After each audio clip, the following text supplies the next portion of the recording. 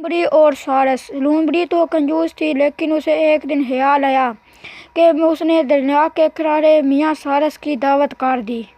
میاں سارس کو بھی یہ سن کر بہت زیادہ صدمہ لگا، مگر انہوں نے خوشی خوشی دعوت قبول کر لی۔ پھر اگلے دن مقررہ وقت پر میاں سارس دعوت کے لیے پہنچ گئے۔ انہوں نے سوچا کہ لومڑی نے دعوت تو کی ہے اور دعوت کا خیال بھی رکھا ہوگا۔ میاں سارس نے دسترخوان پر سوچا کہ مچھلی تو ہوگی، پر میاں سارس نے دسترخوان پر سوپ دیکھ کر بہت حیرت ہوئی، وہ بھی کم پیالے میں نہیں، پلیٹ میں دیا گیا تھا۔ میاں سارس کی چونچ جو ہے وہ بہت بڑی تھی، تو پھر میاں سارس پلیٹ میں نہیں کھا سکتا تھا۔ تو پھر لومڑی کھاتی رہی اور میاں سارس منہ دیکھتا رہا۔ لومڑی نے حیرت سے میاں سارس سے پوچھا کہ تم سوپ کیوں نہیں کھا رہے؟ تو میاں سارس نے کہا کہ مجھے بھوک نہیں ہے۔ تو لومڑی نے کہا کہ میں تمہارے حصے کا بھی سوپ کھا سکتی ہوں۔ تو پھر میاں سارس نے لومڑی سے پوچھا میں جا سکتا ہوں؟ اور لومڑی نے کہا تم جا سکتے ہو۔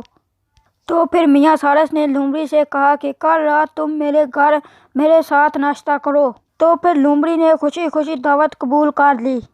اگلے دن لومڑی مقررہ وقت پر میاں سارس کے گھر پہنچی اور سارس نے بھی ایک مزیدار سوپ تیار کیا تھا۔ اگلے دن میاں سارس نے بڑے بڑے جگوں میں سوپ پیش کیا اور میاں سارس نے سارا سوپ پی لیا اور لومڑی بھوکی رہ گئی۔ اس کہانی کا عنوان ہے کہ اگر آپ کسی کے ساتھ شرارت کریں تو بے جوابی شرارت کے لیے تیار رہیں۔